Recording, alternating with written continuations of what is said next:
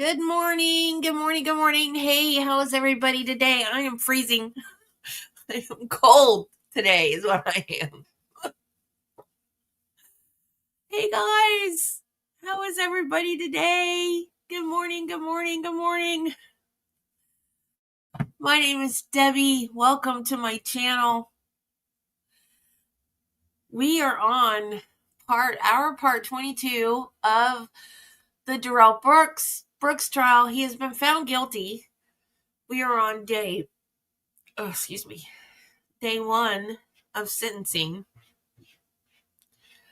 And we are going to stop at 9:30 to go to the hidden body murder trial because the defendant might testify. We don't know yet. And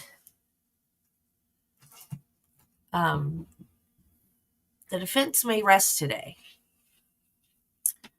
There's a new trial starting today. I don't know if we're going to do it right now, y'all. I'm in a quandary. I don't know what I'm going to do.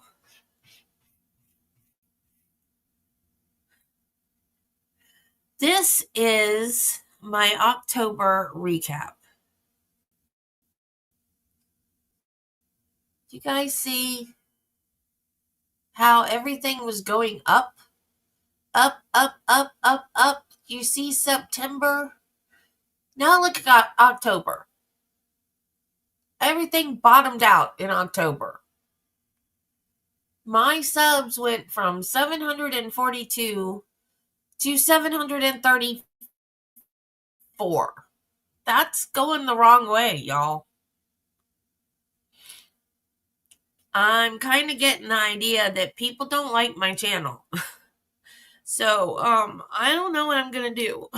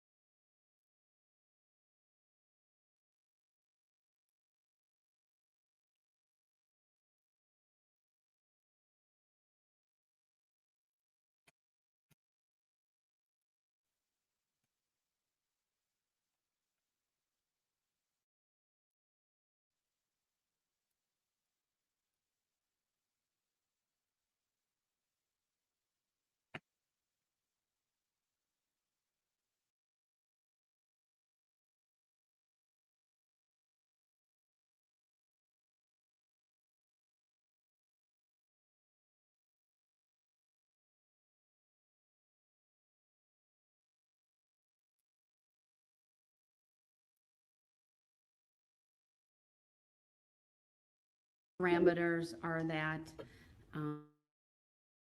that individuals who are on the Zoom for off until obviously the name that was provided by you and only those individuals. What I don't want to see is one person and then 10 people behind them. That's not what I approved. So do you understand that, sir? I have a quick question about that. Like, right. one of the people that wish to speak on my behalf would be the mother of my youngest daughter, and I'm not sure when exactly she'll be speaking. And it's that she actually have my daughter with her. With that, How old is your daughter? she's 8. As long as the child remains quiet and doesn't interrupt, I will allow that one exception. Okay, thank you. All right, so I will instruct Madam Clerk to let my other clerk know that the Zoom information can be released to your mom. There's a meeting ID and passcode, and that can be provided to the other individuals on the list. And I anticipate that that won't be until sometime this afternoon that we get to that portion of the sentencing hearing. So if they have, because I know my grandmother would like to speak, and she's very elderly, so if she has any trouble like accessing it, will someone probably on my behalf be able to walk her through that? Or Well, I be available. She's 80, so I don't think she's. Well, I know that she's not the most. I trust they will have savvy. that all figured out, sir. So, all right. All right, then. Is there anything else the parties wish me to address preliminarily before I turn to the state? Yes, Your Honor, I do have a few preliminary matters, please.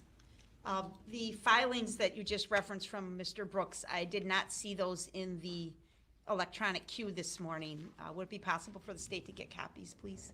Yes, they, I believe, were hand delivered. Or Zach may be, Mother Clerk Zach may be doing that right now, and we'll make sure, but Teresa can make copies for you as well. Okay. I also wanted to ask a couple of housekeeping matters, Your Honor, as far as timing and scheduling.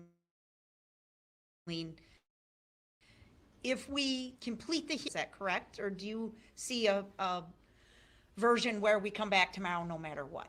I do see a version where we come back tomorrow, no matter what. I want to be able to digest the statements from everyone and process them accordingly. There's going to be quite a few for both sides, and I think it's appropriate that I take the overnight to do that and come back tomorrow to render the sentence. Okay, thank you. That's very helpful.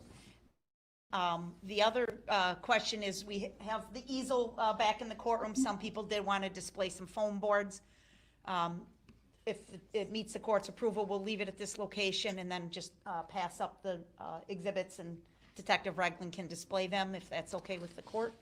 Well, it's certainly like Mr. Brooks to be able to see them as well. Mr. Brooks, are you able to see the easel from where you are? Otherwise, I could have it put in the witness stand too. And then Detective Regland could just kind of facilitate that. Sure, okay. That will work. And then other individuals have brought digital photographs that we'll be displaying. So we'll need your clerk's assistance with that. And again, we'll be using Ms. Gussie at the back table to accomplish that. All right, thank you. All right, anything else from you, sir, before we start this morning? Yeah, just really quick. Very quick reference to the ICFs. I did address ICF to the clerk of courts in regards to the record. So I did. I should have mentioned that when you was talking about it, but I did. Actually, I addressed it to her personally. I trust she'll respond in due course then. Anything else? Not at this time, Your Honor. All right. I will note that it appears yesterday some restitution information was filed. Was that hand delivered to Mr. Brooks? Attorney Opper? The restitution information, was that hand delivered to Mr. Brooks? Yes. Everything we e-filed yesterday was provided to Mr. Brooks personally in the jail, Your Honor. I object to that, Your Honor. There were a number of documents that I did not accept. I'll have the clerk print them off. There is a restitution request from the Waukesha School District totaling, well, that's just one piece of it. Let me look at the letter again. There's a letter from the state and then a crime victim compensation request as well. The state will be requesting $47,193.29 to EMC Insurance Company on behalf of the School District of Waukesha, and additionally requesting $124,220.65 to crime victim compensation. That's the program through the Department of Justice. And supporting documentation, I believe, was also filed. Let me just look for that. Say it again, Your Honor. And we'll have it printed off. It was delivered to him yesterday. Where he accepted it or not, I don't know, but it's available to him in the jail, Your Honor. All right, understood. All right, thank I you. don't have it, just for the record. Madam Clerk will print it off, and you'll have it shortly. I don't know if where they put it after I didn't. And the reason why, I want to state this for the record, the reason why I didn't is because I didn't know what it was. When they came to my cell, I was sleeping, so I was just like, whatever, I'm not getting up. So it wasn't like a exchange or anything like that. All right, they'll be noted for the record, but again, it is being provided to you this morning, and you'll be able to review that as you see fit. All right, then Attorney Opper, one last question from the court. Do you anticipate making your sentencing recommendation at the conclusion of all of the other statements being made? Yes. All right. With that, then, you may commence. All right, thank you, Your Honor, and I appreciate that. I do intend to just make some very brief preliminary statements to the court and then commence with the individuals who are present and have asked to speak. I just want to state again for the record, we have organized the individuals who want to provide a verbal statement to the court into 3 or 4 groups. I think we're at 4. Okay, we're at 4 groups. We have the first group present in the courtroom, Your Honor, and along with their support persons and family members and things like that. We will go through the first group and then request that brief break to trade out the groups if that's agreeable to the court. I just want the court to be aware and state something that's maybe obvious, but maybe not. The people that are speaking to this court are direct victims of this crime. They were either charged individuals or representatives of the groups such as the Blazers or the bank or whatever. You're very familiar with these groups now after having gone through trial. These are people with a direct link to either someone that was hurt or injured or killed. That's who we're presenting to you today. Obviously, there could have been thousands of people that would want to share with this court their thoughts, impressions, and the impact that this crime had on them. We did not turn anyone away, but some individuals did contact our office and expressed a desire to contact the court, or to speak to the court. We directed them to write the court a letter if they felt it was appropriate. I don't know if the court received any such written materials. We also provided some written impact statements on behalf of our charged victims. I know the court has those and has very likely reviewed those already. So I don't want to spend a lot of time with my thoughts and impressions right now, because I think what's really most important is for this court to hear from these families. And the reason I say that is, Judge, that at trial, we asked some cursory questions about the injuries that were received and the impact that these crimes had on the individuals that were directly involved, but we didn't spend a lot of time on that.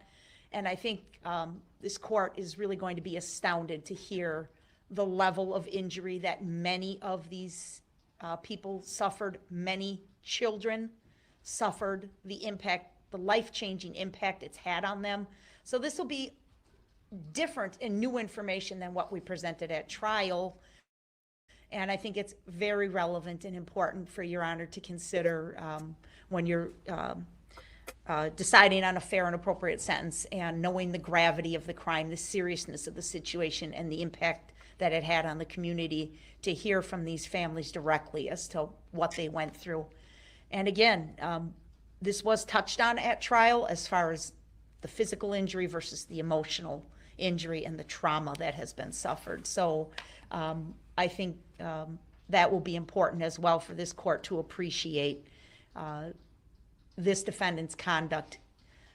We're past the guilty finding. He's been convicted. Now it's time to talk about what exactly his conduct did to our community and to these families. So these speakers are grouped, not necessarily within the groups as they march down the street, but there is some logic to, so we're not going to bounce all over the place, is what I'm trying to say. We'll try and clump them together to make the most sense to the court, and with the court's permission.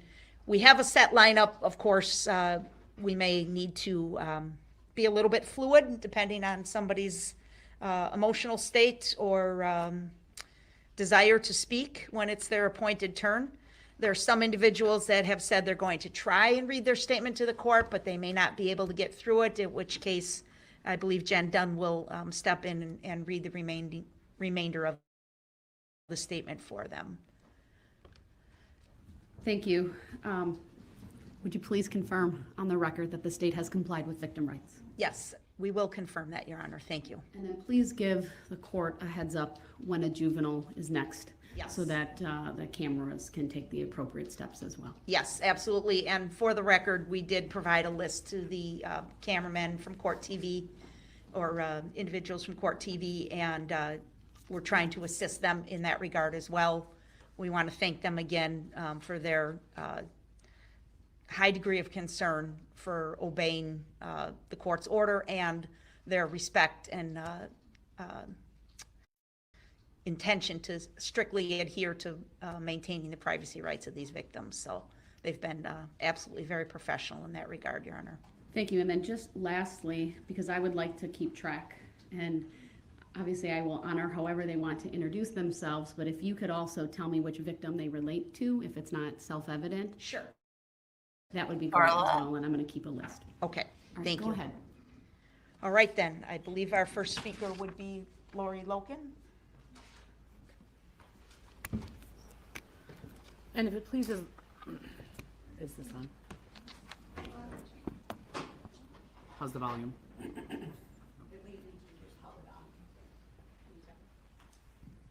There we go. If it pleases the court, Your Honor, one of my staff will actually go let Court TV know one of my is coming next. Thank you. I would appreciate that. All right. And are you going to say the victim that you relate to, or I can tell the court this is for victim you? Thank you.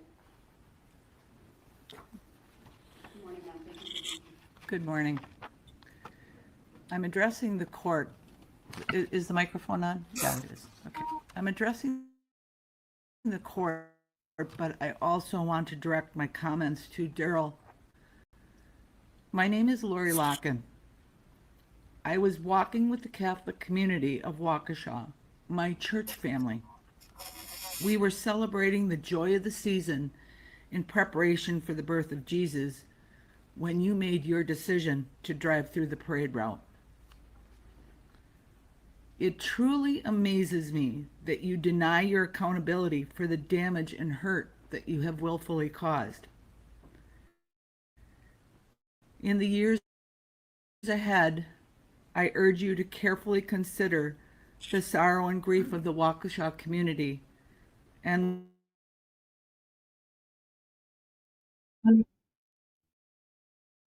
within our families, the physical and the sense of personal safety that you robbed from us.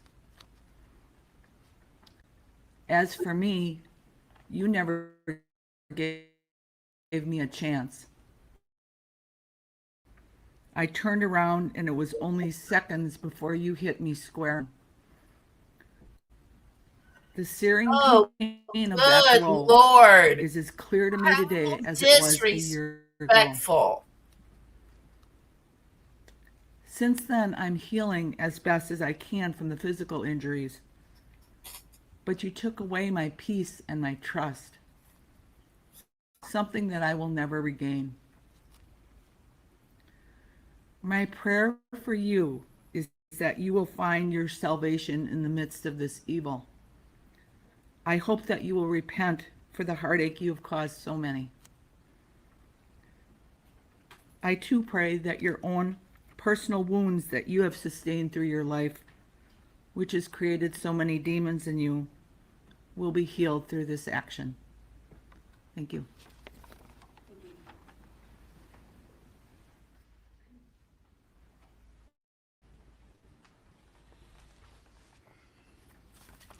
thank the court for this Wow, opportunity. Michelle. I am Bill Mitchell, formerly known as Victim ZZ. To you, Mr. Brooks, I'm charged 52. On November 21st, When 2021, is that happening, Michelle? Ha- I'm fuzzy on the whole Harvey Weinstein thing. All these people that have accused him, is he in jail? Like, haven't they found him guilty of doing this? He's the reason why they did the whole, like, Me Too movement, right? Good Lord, these allergies. My nose, I swear my nose is just going to stay stopped up all winter long. Unplug it. Unplug it. I wish I could. I have to go. Okay, bye. Because Michelle mentioned that Roseanne Arquette is testifying against him. Good Lord. Yeah, but it's in California, so we won't get to watch it. But, like, didn't Rose McGowan take the stand against him once already? Because, like, he produced Scream, and she was in Scream. I think she was one of the very first ones that came out. Oh! What's a shower steamer? I swear I can't breathe. I mean, I can if I say it with my mouth open like a Neanderthal.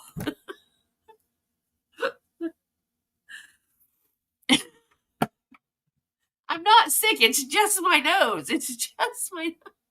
This is why I have my camera off, because I've got toilet paper, because it's just, how can it be stuffed up and running at the same time is the thing I don't get. Like, I can't breathe through my nose, but it's just dripping constantly. with the Catholic community of Waukesha and the Waukesha Christmas trade. I was walking in the back and I noticed our banner was flying up because of the wind. So I went up to hold down the middle with so people could read it. Oh, I was I'm joined gonna by a have to priest get one. who helped hold it down. We walked almost the entire joyful parade route. Oh, okay. When something know caught that. my attention, I turned around and saw a headlight. And then I was hit. I didn't see the driver and I didn't see the type of vehicle. I flew over the hood and ended up on the ground with 8 broken ribs, bruised lung, fractured hand, finger, and my face was slashed open in several places, required stitches. Strangers and friends came to my aid as I lay bleeding in the street. I spent 3 nights in an ICU. Recovery was slow. My hand still has painful cramps that freeze in my fingers. But I know I was lucky. Others had a lot worse injuries and 6 died. The impact on my family was great. My wife was home recuperating from surgery when she received the call I was hurt. Yet she had to wait for my son and his fiancee to pick her up and drive her to Oconomowoc. And after I was released, she had to do a 180 from patient to be my nurse and help me in even the most basic tasks. The stress had slowed her recovery. The continuing pain was a major factor on me giving up a part-time job I enjoyed. We had to rely on family and friends for transportation to doctors for follow-up care for months.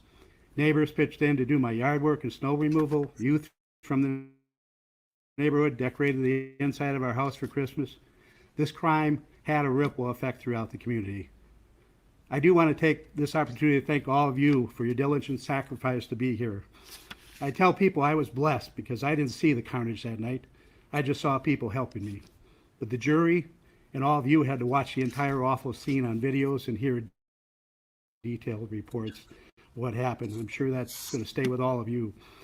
I want to thank the judge for her patience and knowledge, the police, Detective Casey, for their thorough investigation and quick arrest, the prosecution for presenting such a strong case. A special thank you to Jim Dunn, Carrie, and the entire victims assistance team that informed, comforted, and listened to the many people impacted by this tragic event. Finally, I can't bring myself to thank the defendant, But the response to the evil act he did shined a spotlight on how strong, supportive, and loving community we live in. It does it in the morning and it does it at night. And I sleep with CPAP. So when I first go to sleep at night, because I have to close my mouth because it's just around my nose. So I can't breathe because the air comes into the mask that's just right around my nose.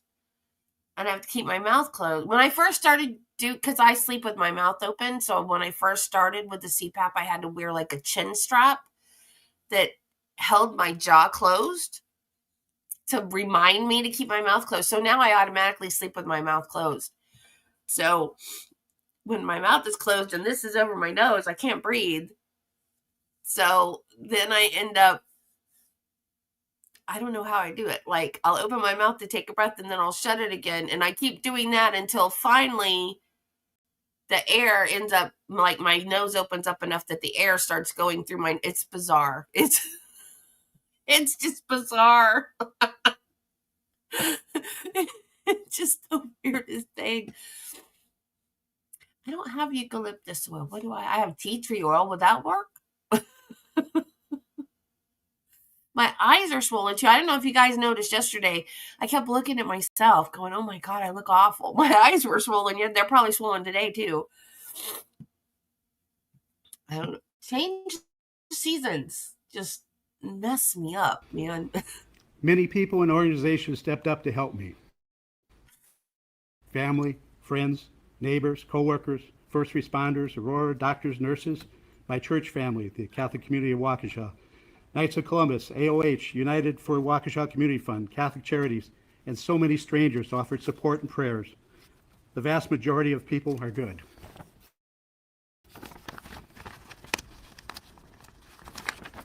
That said, then there is Mr. Brooks. He is a unique individual. Who can have a clear conscience after running over kids like speed bumps and killing 6 people? I would suggest someone without a conscience. He doesn't ask for forgiveness. He doesn't admit to doing anything wrong. It is never his fault. When he slapped a woman, it was her fault because she made him mad. I believe if he made it home that night with the red SUV, he would have told his mom the damage wasn't his fault. He was in a hurry and people didn't get out of his way. Some crazy old fat gray hair guy body slammed his hood. I didn't watch all the, but the parts I saw showed Mr. Brooks had a lack of empathy for his victims or remorse for his actions. The only regrets he seemed to have is that he was caught and the impact on his own life. Free, he would probably not drive through another parade, but chances are someone so self-centered as Mr. Brooks will hurt other people again. The only life he seems to value is his own. I don't believe that Mr. Brooks will think about me or any of his victims ever. The feeling is mutual. I really don't think much about him now, but when the prison door closes on this felon, I won't think about him again. I do hope Mr. Brooks will use the Bible for more than a courtroom prop. Ooh. He may with the basics that I know his family had taught him, thou shalt not kill, but then you might want to read Galatians. I hope you give him the time to read and study the Bible. Mr. Brooks did everything he could to try to make the trial a circus. It is not a circus. It's not even about Mr. Brooks. Today, the court will hear what the trial is about, the victims, and as former victim Brooks Jr. away from society forever. Thank you.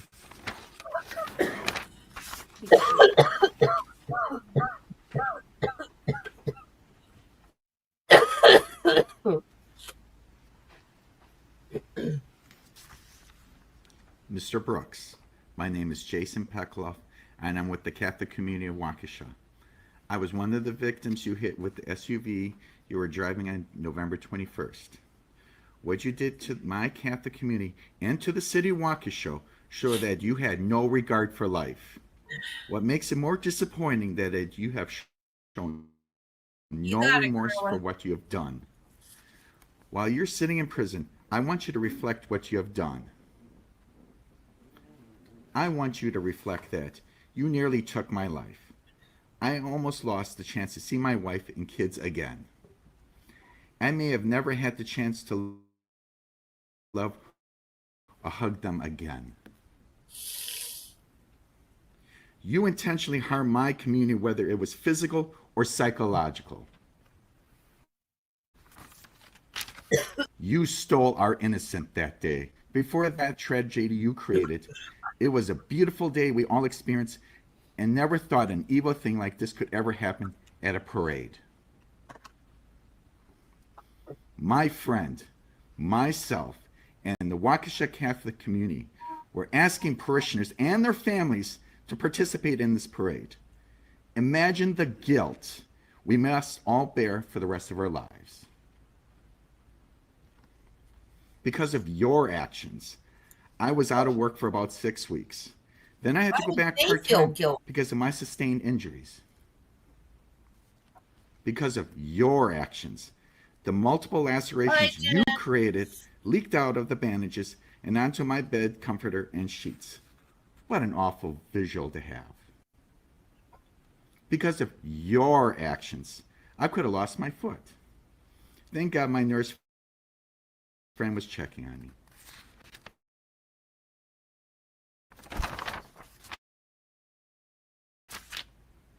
Because of your actions, I forever scarred her. Because of your actions, my wife had to hand over my children to our community friends to check on my lifeless body. Because of your actions, my children, 4 and 6 at the time, had to go with a grieving friend to find her own child that was in lockdown. It took a while for them to be reunited. Because of your actions, my children are scared to death when they had to cross the same street you drove down. They were bawling and begging me not to correct actions. I need to reassure my children that it is safe at parades.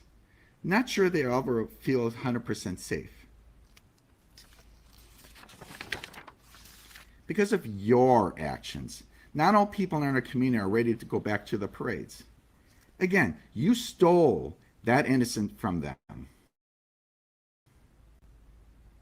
Because of your actions, my children are scared of sirens. Because of your actions, they were scared of red SUVs every time they saw one. They cried and hid. Because of your actions, I walked into the entrance of my children's school and felt like a triage unit. I saw children on crutches and a walker. What an awful image to be burned into my memory. Because of your actions, I feel terrible. I could not help my community and the city by testifying during the trial. Your cowardly actions did this. Your actions forced my family to seek out therapy and resolve in their minds what happened. Your actions made us second guess what we did that day. What could we have done differently? During this trial, you show no remorse. It makes you look like a monster. During the trial, you show little regard and respect to the court.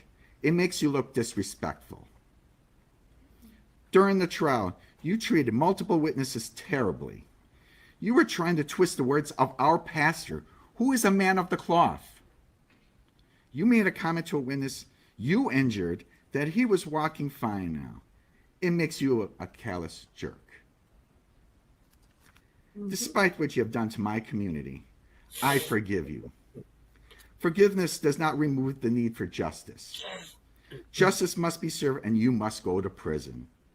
My prayer is that forgiveness will heal your wounds. Thank you, sir. Is he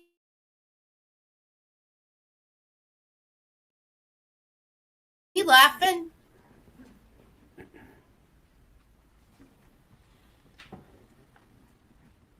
Good morning, Your Honor. My name is Margaret Petrulis, victim BBB, count 54. I know I am blessed to be here today to present my statement to the court. Darrell Brooks's choice physically and emotionally on me, as well as affecting my family. I remember the moment someone yelled "car," and I turned to see a vehicle behind and to the right of me. My thought was, what is this vehicle doing here? After that moment, I remember my thoughts. Oh my God, my next memory is lying on the ground with a person from our group and a nurse talking to me and asking how I was. They worked on keeping me calm and from going into shock. I will always be grateful to them. Every night I would lay awake and replay the incident to see if I could get the memory back. Months of counseling and the passage of time have helped me be somewhat okay with not knowing. Least expect it, the memory will return. After being impacted by the vehicle, I was laying on the ground with severe pain to my left leg. Emergency people stopped by, and one questioned whether I had been shot, and all I could think of is why would I have been shot? I was eventually lifted into a police SUV and taken to Waukesha Memorial Hospital. I was examined and was released after being diagnosed with a broken bone in my left foot. I was instructed to wear the boot provided by the hospital, sit in a recliner, keep my leg elevated, and not put any weight on my left foot. I was instructed to follow up with an orthopedic doctor the following week. I went home and found it very hard. My stomach was nauseous from the pain medicine. My husband and daughter assisted me into the house and sat me in a chair. I immediately passed out, and when I came to, my husband and daughter were concerned that I had had a stroke. They called 911, and I was transferred to Aurora Trauma Center. I was examined head to toe and again released with a diagnosis of a broken bone in my left a tri-level, and I was able to get to the lower level where there is a bedroom, a bathroom, and a family room. For the next 6 weeks, I would sit in the recliner with my left leg elevated and ice packs applied. I also slept with a wedge that kept my leg elevated while I was sleeping, and the ultrasound found a hematoma on the inside of my right leg. Standing up was extremely painful even without putting pressure on my left foot. It would take me a couple of times of standing and then sitting back down on the side of the bed until I could bring myself to hop on my right leg using a walker for balance to get to the bathroom or to the recliner. My husband had to help me in and out of bed due to the extreme pain in my lower left leg. I couldn't dress or undress myself, take a shower, go to doctor's appointments, or to mass without his help. Every day he had to apply gauze wrap and an ace bandage to my left leg to cover the blisters so that as they would burst, they were covered. He then applied the boot sock and a boot. Every day for several weeks, he had to prepare all meals and bring them down on a tray to me. We were fortunate that he was working from home during this time. I had orthopedic appointments and 3 rounds of physical therapy. I am still going through physical therapy. After the bone healed in my foot, I was still experiencing pain in my ankle. The pain limited me. I had trouble walking normally, could not walk any great distance. Going up and down the stairs was best sitting on the stairs and going down that way. As time went on, I was frustrated that I could not perform the simple act of walking down the stairs. Before going to the 3rd physical therapist, frustration set in as I thought I would always have pain and not be able to do all the things I enjoyed, such as pickleball, stand-up paddleboarding, kayaking, walking miles, and traveling. That the whole left side of my body was twisted from the impact of the vehicle. After 10.5 months and 3 rounds of all the months of suffering and thinking no one would be able to figure out what was wrong, I was worried that the pain would remind me forever the choices Darrell Brooks made on November 21st, 2021. I wanted my life back.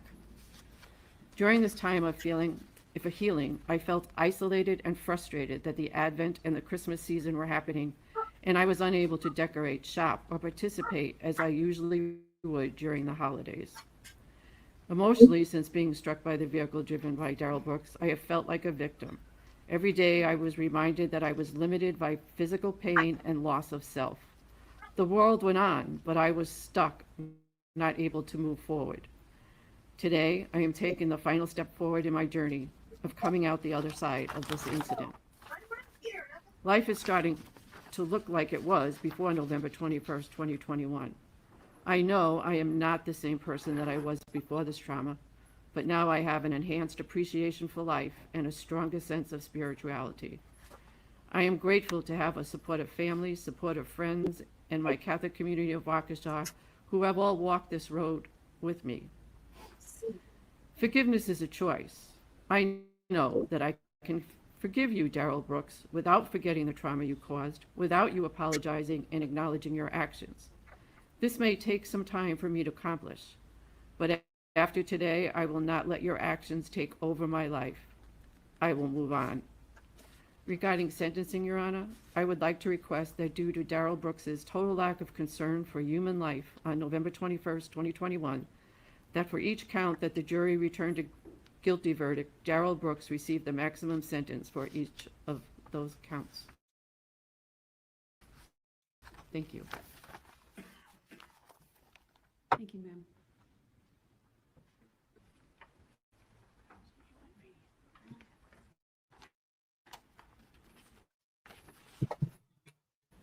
Good morning. It sounds like a bear. My children were victims U and V. I'm a father of 4, 3 of which were You were a bear, marching with me in the right? parade last November. 2 of my children were struck and injured. I also serve as the president of the Are you a Waukesha bear? Blazers baseball and fast pitch organization, and was a couple months into that job at the time of the parade. I've debated whether or not to read a statement for this sentencing. At the end of the day, I felt it necessary to have my voice heard, for my sake, for my family's sake, and for the Waukesha Blazers' sake, and for all the other victims. I'm here today with families that I love, and I'm so sorry that this happened. First of all, this event was completely avoidable, and from my perspective, there has been zero remorse, sympathy, or acknowledgement of the victims by the defendant. All he had to do was stop the vehicle when he saw the crowd, and none of these lives would have been changed forever. For this reason alone, he needs to be locked up for the rest of his life. But enough about him. This is about the impact of the event on me, my family, and our Blazers organization. I'd like to speak as a father, first of all. The impact this has had on my family and I has been immense. This last year has been full of confusion, irritation, anxiety, and depression. We haven't been able to live a normal life. The trial has been dragged out, and literally we were pulled back through to relive everything, all because this person wouldn't admit it like a man and take what was coming to him. My kids are some of the strongest people I know, and they have proven that through the faith in God they've displayed throughout. No more parades, that joy is gone. This is something that will never leave them. I'm still learning things today as well about what they heard and saw that day. He is in control. That night when we got home, I'll never forget Caden looking at me with glassy eyes. He looked up at me and said, "I'm really glad Riley is okay," and started to cry. When my wife Stacy sat on the chair next to me that night, it felt different. She hugged me longer than normal and a lot more firm than normal and said, "Thanks for keeping our kids safe." Everyone saw on the videos that were shown, we were literally inches away from losing 3 out of our four children, and myself included. I thank God each day that he spared us and provided the adrenaline, courage, and strength to get my kids out of the way, gather all the kids we could, and pray together. My wife was going to come with us that night along with our toddler son. I play things in my head over and over, imagining what could have been if she would have come. Where would she have been standing when that SUV barreled through? I have flashbacks most days to Maya's jacket slipping through my hand. If I wouldn't have grabbed it the second time, I know what the outcome would have been. Riley still has trouble sleeping, with some nights getting out of bed 6, 7, 8, 9 times, not finding her right away. Thank God our friend found her and kept her safe, but as her dad, I've lived with the fact that I couldn't find all my kids that night after it happened. I went way too long not knowing where my kids were, with panic overwhelming me. As a father, I can confidently say that this incident had a year-long impossible impact on me and our family. Are we managing? Yes, of course, as God is in control. Now to speak as the Blazers president. This was a happy gathering and almost the kickoff of my presidency with the Blazers since I was only a couple months in. We were getting to know each other, welcoming a new coach, our new board members, and overall just ready to advertise our Blazers program. Looking back at the pictures from prior to the tragedy, we were so happy. So much love and camaraderie. We are ready for an awesome season. I spoke just prior about my perspective during the event as a father of 3 kids, but as the president of our organization, the weight of the moment to find an account for everyone felt like it was on my shoulders. We had nearly 35 people there. I knew I had lots of help, and for that, I can't thank the other parents and coaches enough. The moment was a blur, and gathering and putting kids. I knew that the next few days were going to be intense, but I never fully grasped how crazy for our Blazers organization was literally insurmountable. From the moment of the incident, the amount of media and law enforcement interaction was exhausting and unending. Media showing up at my door asking for individual participants' status. Unbeknownst to them, the 2 of my children were hurt. There was nonstop email flow, phone calls, planning, coordinating, and filtering through things. It was endless work. This job went from something I truly loved, from my biggest passion in life, to something I cried about for months. I went from giving speeches on Facebook Live about how cool our new indoor facility was, to speaking at Jackson's funeral. From there, the community really pulled together. The amount of love and compassion that came our way was also unending. It was honestly overwhelming. For that, we cannot thank this community enough. Finally, I wanted to briefly touch on the true impact this has had on me. My faith was challenged over the past year, but I can confidently say it's stronger than ever. The hardest part about the whole incident was not knowing where my kids were, not having answers for what just happened, not knowing if more danger was coming. I knew I had Maya next to me, but when I went back and forth screaming for Caden and Riley, that horror plagues me every day. I go back to those moments quite often, and when I watch the videos during the trial, it brought back all those feelings. Pure and utter terror, that's what it was, and that's the impact it still has today. Finally, in closing, I'm a man of faith and wanted to share 2 Bible passages which have pushed me through. First of all, my confirmation passage, Joshua 1:9. It reads, "Have I not commanded you? Be strong and courageous. Do not be afraid, do not be discouraged, for the Lord your God will be with you wherever you go." And secondly, I met with my pastor prior to testifying, and he provided me with an excellent part of Scripture. Philippians 4. It says, "Rejoice in the Lord always. I will say it again, rejoice. Let your gentleness be evident to all. The Lord is near. Do not be anxious about anything, but in every situation by prayer and petition with thanksgiving, present your requests to God. And the peace of God, which transcends all understandings, will guard your hearts and your minds in Christ Jesus." Thank you for listening, and may God strengthen us all.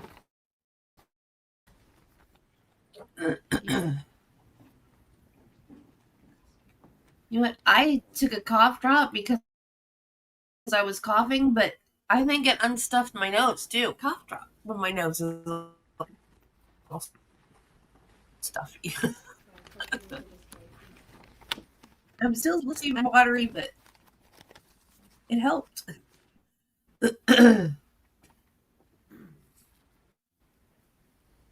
I need to get those shower steamer things.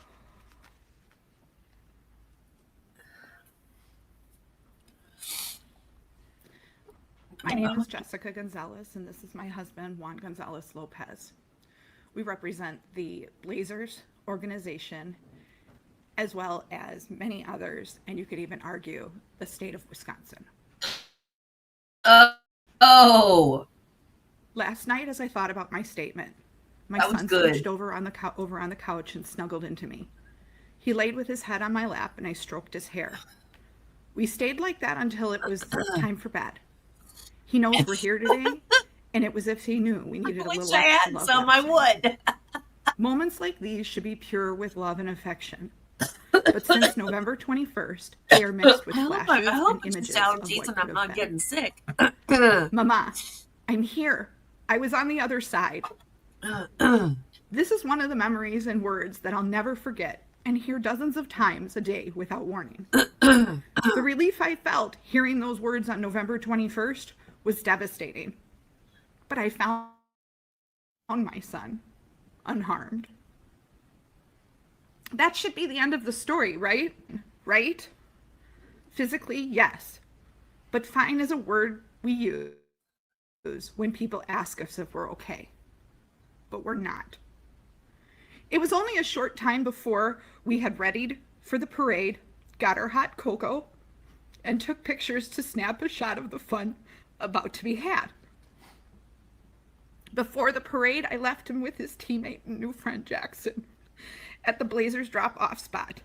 and walked my daughter to her dance team location. With my mother-in-law visiting from Mexico, she was excited for her first Christmas.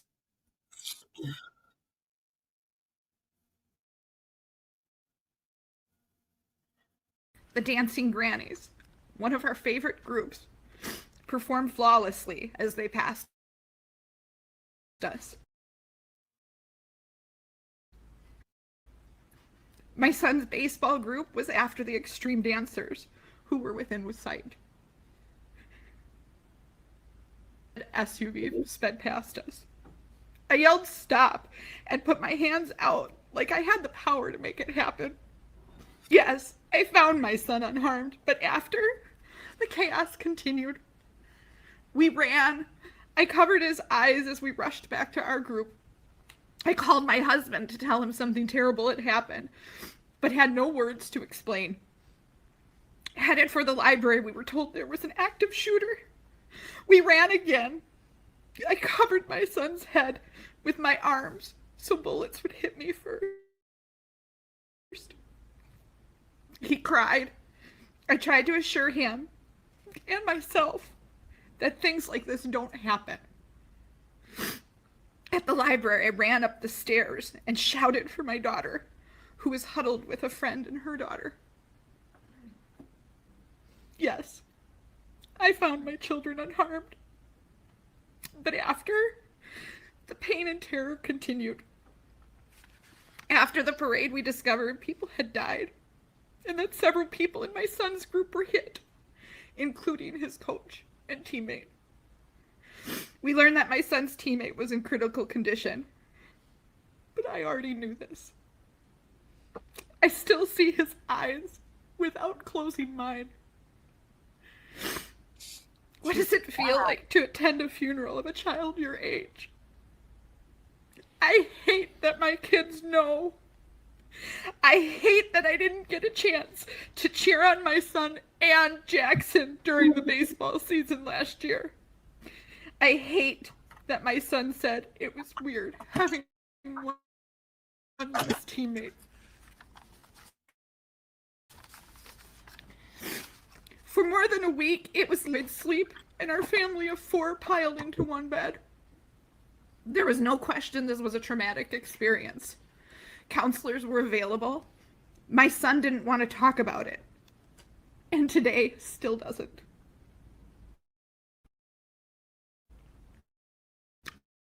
I tried to return to work. I tried to return to the team. Make it through a day without feeling hypervigilant, startling at every noise, having a panic attack from the sound of a door, shut, thud, gasp, and after the parade, through a day. My joy disappeared. I felt guilty. I was open about questions around. I overreacted, shouting and pulling my kids near in the parking lots and streets, or anytime I saw a car come within a quarter mile away. PTSD throws all the punches. I left my career to work intensively on healing in a program for PTSD. I have only just returned to the workplace, only just a month ago. Something quieter, something with less action. Because after almost 1 year, some days still feel like November 21st was yesterday. Intrusive memories, hypervigilance, nightmares, anxiety, panic attacks, depression, anger, guilt, shame. These are all things I and others live with daily because Darrell Brooks drove through our joy and turned it to terror. When he suggested he could have hit more, he was wrong. He hit everyone. The toll this event has taken on everyone, physically hurt or not, is tremendous. And it sickens me to know that there are so many others. We may offer forgiveness, but for me, forgiveness is for mistakes or poor choices that the offender expresses remorse for their actions. Darrell Brooks offers no remorse. But he did search for sympathy for himself. I cannot offer forgiveness. I will not. Darrell Brooks should be held accountable for every second of pain and trauma he inflicted on all of us that day, including the many years inflicted already on Miss Patterson. Free, he is and always will be a danger to society. With that, Your Honor, I ask that the full sentence is issued and he spends the rest of his days in prison without the chance of parole. Thank you.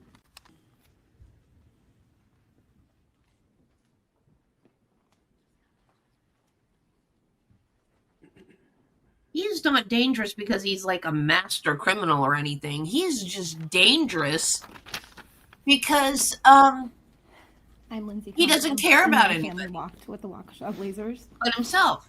November He's just- 21st, 2021, my family walked in the Waukesha Christmas parade. My boys were dressed proudly in their baseball jerseys, streets lined with smiling faces. The crowd was happy and excited. In a split second, excited cheers turned into sounds of screaming and horror. A trail of bloody bodies were left laying in the road. My family was not physically injured that day. We somehow dodged the path of the car by inches. Our mental and emotional injuries were severe, and they remain a struggle for us every day. We have the image and the sound of SUV plowing through people burned into our minds for the rest of our lives. My children were separated, and I ran through a trail of bloody bodies that were left laying in the road. I will not forget how many people I saw. Some seizing in an intersection, some unconscious, and some not. My children cried themselves to sleep for weeks after and still do. They still wake up with nightmares, as do I. They could not walk in a parking lot without clinging to me, shaking and terrified that a car would try to run them down. We suffer from major panic attacks and PTSD, all from a day that was supposed to be happy and exciting. As parents, we have to try to help cope with our children while we do not know how to cope ourselves. My children, my family, and I. There were many people that were fortunate enough to walk away unharmed. However, Jackson Sparks was not one of those people. A child, 8-year-old, walking next to his big brother with his whole life ahead of him. The next time my children wore their baseball jerseys was to a funeral. A funeral for an 8-year-old boy, their friend, their teammate, that they have spent many days playing and making memories while at their brother's baseball games. His family and friends will never see his smiling face light up a room, and his team will never be able to celebrate a win with him on the baseball field ever again. Every moment of Jackson's life that was ahead of him was ripped away by Darrell Brooks. You, Darrell Brooks, you hid in a children's playhouse and ditched your hoodie and a sandal. That playhouse happened to be my children's at the house we just moved out of a couple of months prior. That playhouse was built for them. After you left their friend and teammate lifeless in a road, along with many others. You didn't just get lost in a parade route. You disregarded police and the safety of hundreds, and you disregarded life. You very selfishly ripped away the joy from the families who were there just to bring joy to others. There are many holes left in our community, but our community has grown stronger and we all have each other. You, however, will have no one. You will have no one in a cell where you belong for the rest of your life. Thank you, Judge Doro, and we ask that please he never see the light of day again. Well, in my opinion, unfortunately, you can't blame the person that paid the bail. I think you need to blame the justice system that granted him bail. Because when his mom paid the bail, she didn't know he was going to do this. She thought he was not gonna do this. She thought he was gonna. My name is Sherry Sparks. I don't know what she thought. I am Jackson and Tucker's mom. I stand here today with my son Tucker and my husband Aaron. I'm here today to represent my family, but mostly for my boys, who were both struck down by the red SUV on November 21st. I want to give a voice to our son Jackson Sparks. We are hurt, angry, traumatized, and broken. November 21st was a day that was supposed to be fun and filled with laughter and smiles. Instead, it became a nightmare full of fear, screams, and tears. Put the first one up. My boys were walking in the Waukesha Christmas parade with their baseball teammates, friends, and coaches. It was a chilly and windy day that day, so we all layered up and prepared to kickstart our holiday season. We met up with our Blazers group, decorated the truck, prepared the buckets of candy and flyers for the boys, took some group photos, and then I left to go find my seat near the end of the parade route and wait for our group while enjoying the parade. After the red SUV flew past us, it was pure chaos. I will never ever forget the horrible sound of the car hitting bodies and the thud of bodies landing on the ground. I immediately grabbed my favorite plaid blanket, ran up the street to find my boys. What I found shook my world. I saw Jackson first in the arms of a police officer. He was running him to get him medical attention, pointed me back to the direction where Tucker was. Can you do the second photo, please? That's Tucker underneath my blanket there, the plaid blanket. My world came crashing down at that moment. I wanted to scream, I wanted to throw up and cry. Adrenaline kicked in and I went to find my boy. I spotted Jackson's baseball hat lying in the road first. Then Tucker's hat. Then I found Jackson's shoe, which kind of led me to Tucker. I finally spotted him. He was one of the many bodies lying in the road, covered in blankets. I recognized the shoes on his feet. That's how I found him. They're sticking out from under the blanket. I stayed at Tucker's side as he lay in the road waiting for an ambulance to come back for him. He was semi-conscious, but we couldn't move him without a backboard due to his head being injured. They had run out of backboards. Luckily, a nearby shop owner / hero dragged a door out of her shop to roll him onto so we could get him out of the cold and get him warm. An hour laying out in the cold road. Okay, I'm dripping again. Turn the camera off. Sorry. This is what we were facing next. Come on, StreamYard. Both boys had traumatic head and brain injuries. They both ended up in the ICU at Children's Hospital. Their rooms just a few doors down from one another. The next day, Tucker asked us about Jackson, if he was okay or was he worse than himself. Do you have any idea how gut-wrenching it is to have to explain your 12-year-old son that his little brother isn't going to make it? His injuries are too extensive for his little body to come back from, and that he won't be coming home with us ever again. Leaving him at the hospital was brutal. To see the confusion, frustration, and hurt on his face when he's standing over his little brother in his hospital room, taking in all the machines he was hooked up to. Tucker remembers everything up until the moment he was hit. He had actually turned around and saw the SUV coming towards them. He said Jackson was right next to him. He said he saw a few people get hit, and then he tried to run out of harm's way. He didn't make it. Being the protective big brother, Tucker blamed himself. He felt he should have tried to grab Jackson or done more to protect his little brother. It broke my heart to hear him saying these things. Tucker's physical injuries were also severe. He still struggles with memory issues and brain processing speed. The mental and emotional damage is severe. Survivor's guilt, PTSD, anxiety, he still gets headaches. His little brother was taken from him. He's suddenly an only child now. He misses his little brother and his playmate. Jackson brought out the silly in him, and life will never be the same without him. You can go to the next photo. Every holiday, special event, family function, vacation, there will always be an empty chair or space where Jackson should be. Jackson's absence is very prominent. Every day we face that vacancy, and it triggers sadness and trauma. Jackson's life was taken from him and taken from us. Life isn't the same without him, and it never will be. This morning, I should have spent the morning making him breakfast, taking him to school, hearing about his day later. Instead, I'm standing here in this courtroom, asking for justice for my boys. First, he has shown no sympathy nor apology for all of the pain, suffering, and loss of life he has caused to so many. This man not only took Jackson away from our family, he violently ripped Jackson out of our lives. Jackson was only 8 years old. 8. He only had 8 years here with us. He was robbed of everything. He'll never get to hit a home run, catch frogs with his brother again, meet his wrestling hero, Braun Strowman.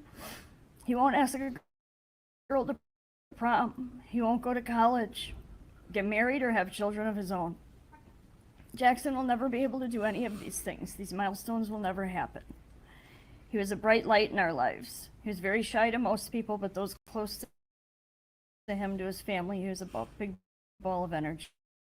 He was charismatic and full of light and life. His life was cut out in order to heal and find our new normal. We hope to achieve that today. Thank you. And thank you, prosecution, Judge Darrell, very much. Thank you. Thank you for being here.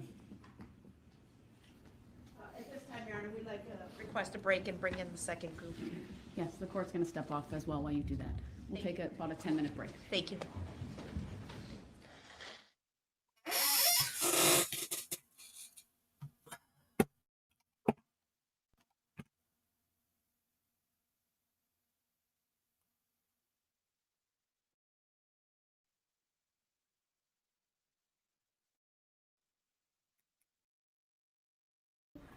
When I went to the Arrowhead Parade, all my friends were asking me why I didn't want to go out onto the road to get candy, and I said, because of the Waukesha Parade.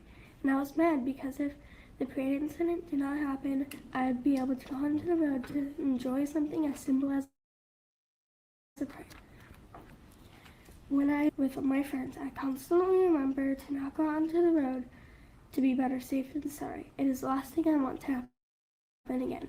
How could you do this? Think of your kids. Would you do this child with a lifetime left to live? I'm also here from a younger brother, victim KKK. When he was hit by the front of the car, he was traumatized for life. I feel his fear. I feel his pain, because when I was hit, I broke out into tears too. On the way to the hospital, we had to lay our head down on the floor because we heard there was a shooter. My fingers, my whole body was paralyzed in fear and my fingers. And when they asked me what happened, I was too busy crying that I couldn't speak. I still think about this event to this day. The day after the parade, I couldn't even go to school because of what he did. All my friends were worried about me, texting me asking if I were hit, and how they were in the hospital for longer than me, and how their parents were probably praying that their kids would be okay, and that this would be a once-in-a-lifetime happening. I think this should have never happened to us. The day I went back to school, everyone was asking me a million questions every time I was alone. Everyone was babying me, acting like one of my family members was killed. What makes it worse is that almost a year ago my dog died, and I have lived with it my whole life, so I was extra sad and upset. At that moment, I realized that our family had to find justice against a man who hit too many people and caused a nightmare on November 21st, 2021. I ask for this pain to never be caused again.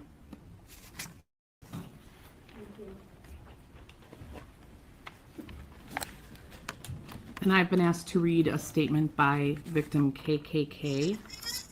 When I got hit by the car that day, it hurt a lot. I got hit on my right leg, and it still kind of hurts now and then. That hit changed my life, and it still scares me sometimes when I think about it. I also feel bad for the families who lost someone and everyone who died and was in the parade. And then he drew a picture of a SUV, and it says car that hit me, and there's a little figure and candy bucket and bottle and me. So they handed that to me on behalf of victim KKK.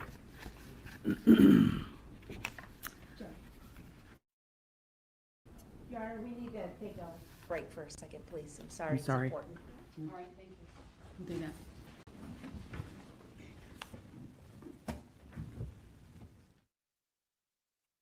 What? What's going on? Oh, is this a Bob threat?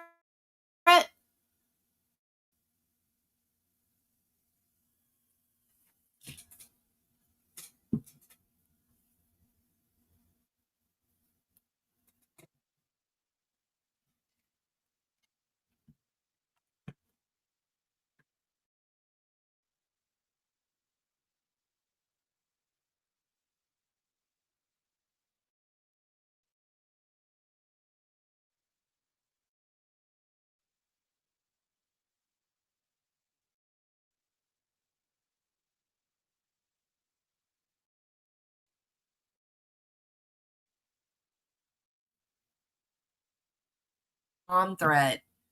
Gonna help get him off. He's already convicted.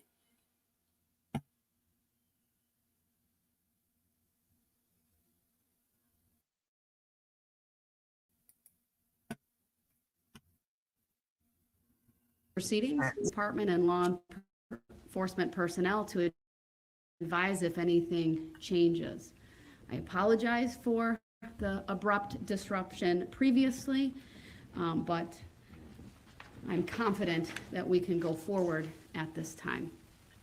I know when we took that break, right before that, Jen Dunn had been reading a statement from one of the juvenile victims, and there was a picture that was referenced. I would like to make a request for that picture to be made part of the record. Thank you, Judge. We had anticipated that as well. We're prepared to display that at this time on the monitor. And then will that be filed? Yes, I can file that. All right, go ahead.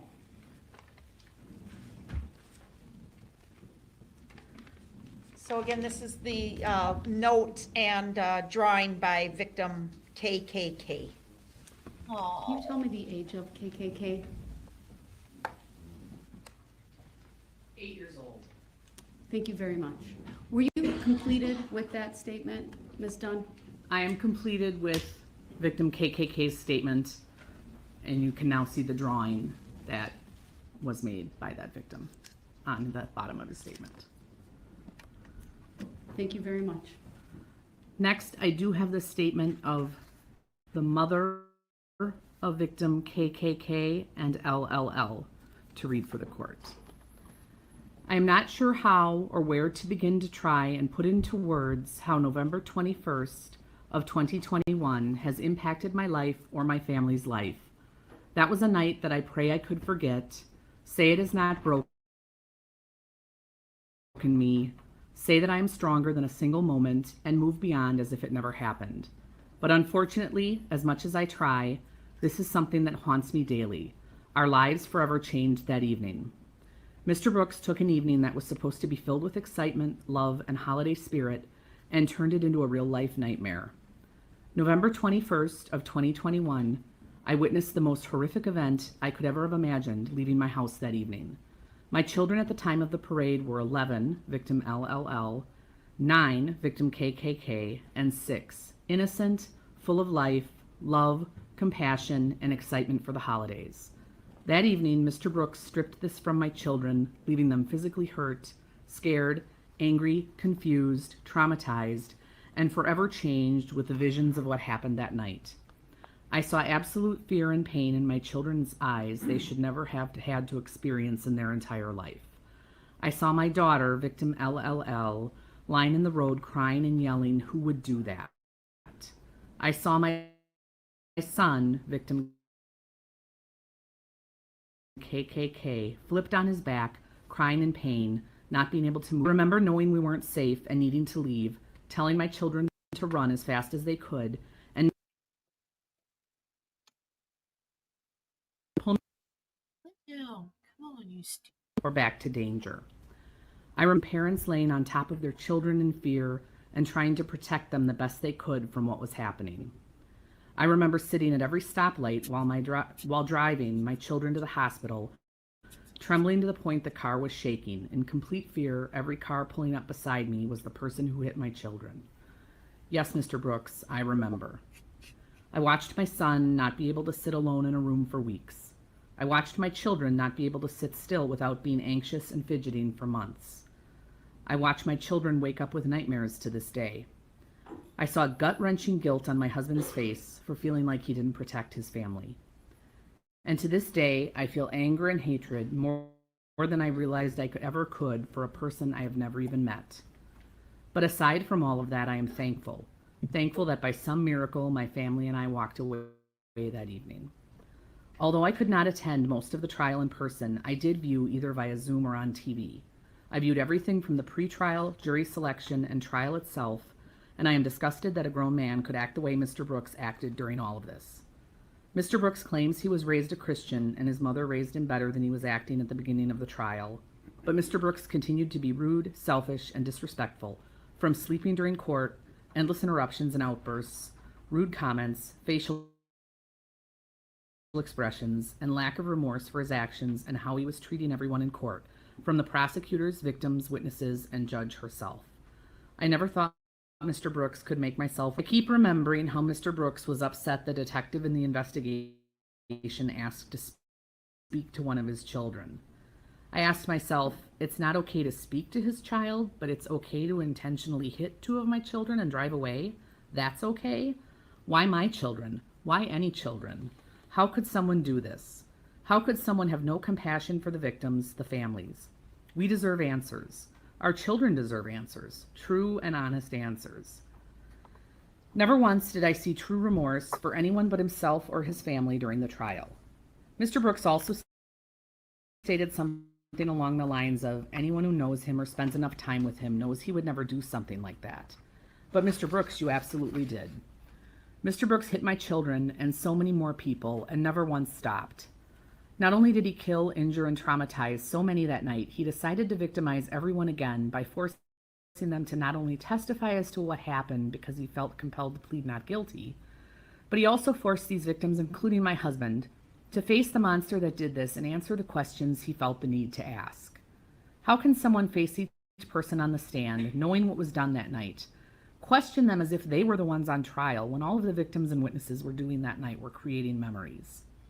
Unfortunately, memories were created, but not the memories I planned to have with my children.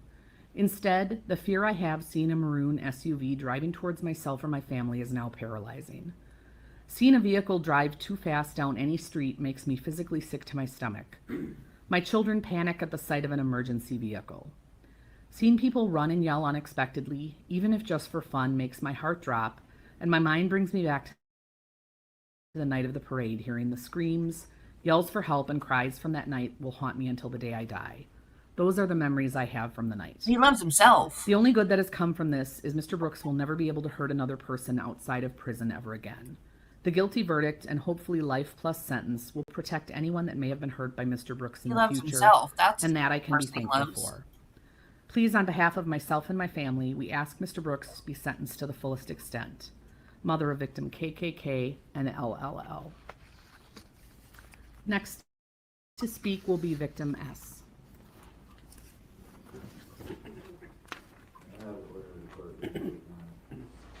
Go ahead, Mr. Brooks. I'm taking some notes, and Why I was is he wondering, speaking? It was a little confliction there. Is victim KKK 8 or 9? Why is he speaking? I can't answer that, sir, but that was a written statement read from the mother of victim KKK. I apologize, Ron. I was just taking notes. Why? Shut up. All right, go ahead.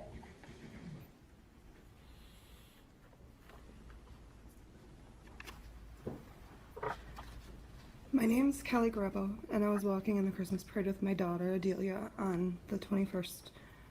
I'm not one for public speaking, obviously. I'm very nervous. But I was given a chance to be a voice for my daughter, and I. That is what fueled me to stand here today. Now I can only tell you our story, but I believe the tragic events of that day have affected many of us in a similar manner. I can honestly say I have never felt the hatred I do for one person like I do this man. The very man that drove his vehicle into my 9-year-old baby girl, who was excitedly walking in the Christmas parade. She was so excited to dress up that day as Cindy Lou Who. We spent weeks figuring out her costume, and picking her hairstyle. She was excited to have her hair and makeup done and to help spread holiday cheer, to see her friends and her that were there to be spectators at the parade that became witnesses to this horrible act themselves. So many lives were changed that day, although many of us, for the most part, have healed physically. Emotionally, many of us have been scarred. I have questioned whether those emotional scars will ever truly go away, remembering the roller coaster of emotions that day. And after being struck myself, lying on the ground and seeing the tires pass directly in front of my face and just waiting for the pain to begin. Being filled with absolute fear of not knowing where my daughter Adelia was, or if she was okay, then running only to find her the way I did, the way so many of us found our loved ones that day, lying helpless on the cold, hard ground. My knees buckled the minute I got to her. Seeing my child,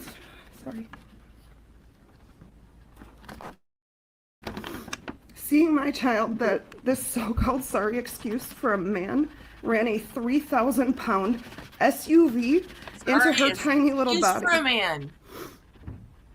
There are so many times when I close my eyes, I still see my baby girl laying in the street helpless, not moving, just staring in complete shock, not even recognizing her own grandparents when they came to her side. Seeing that look in her eyes will forever be embedded in my mind. As a parent, we are supposed to be able to protect our children, and that day many of us were reminded of the ugly in this world, that no matter what we do, there will always be monsters like Darrell Brooks that are lurking around corners, just waiting for a chance to play those parts in our nightmares. Yet even after causing this much pain and destruction, he wasn't even happy with that. He didn't stop there.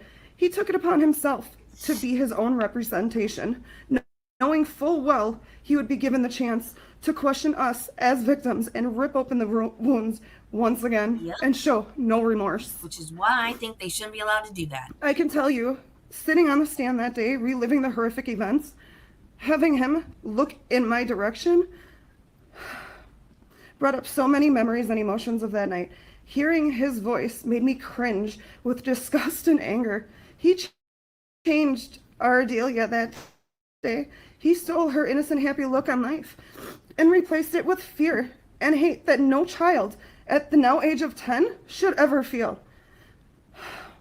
Although those feelings are warranted, she was forced that day to see the ugly in this world also, and her joyous outlook on the holiday season was stolen. I'm not sure if she will ever again attend another parade, let alone a Christmas parade. I don't know when the unexplained loud noises will ever not take me back to that day and make me jump, make my heart chance. We have to take back our lives and give this man no more than he has already taken. We are now stronger than we ever imagined we would have to be as a family. Does not deserve that. What deserve is to be sentenced to the maximum time allotted for each one of his horrific convictions, as he has given us as a community a life sentence of these memories. Thank you. Thank you.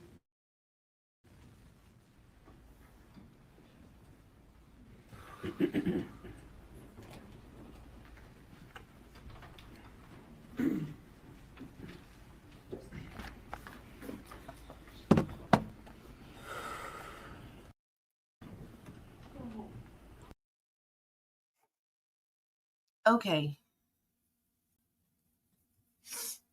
You're going to stop there. And we will pick up there tomorrow. And now we're going to go to the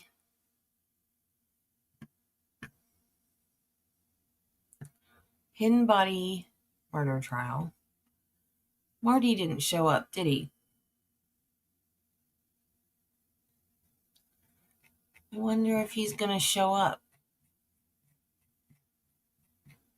During the lunch break yesterday, I played the video of us getting stuck on Pirates of the Caribbean rather than take a lunch break. And he said bye during that. And I don't know if he ever came back. I don't think I've seen him since. I told him to come back at 2 for the trial, and I don't remember if he came back for the afternoon. Well. Okay, well, so this should redirect. That's why I was, because Marty always says it never redirects him. So, well, not always. Sometimes he'll say, oh my gosh, it worked. So this should redirect you to the hidden body murder trial. So I will see you over there. The defendant might testify. Although yesterday they said he wasn't. Then they said that they wanted to talk to him to decide if he would. So I don't know. But we'll find out in a few minutes. We'll see you guys over there. And if you're not joining us for that trial, I will see you again in the morning at 8. Bye.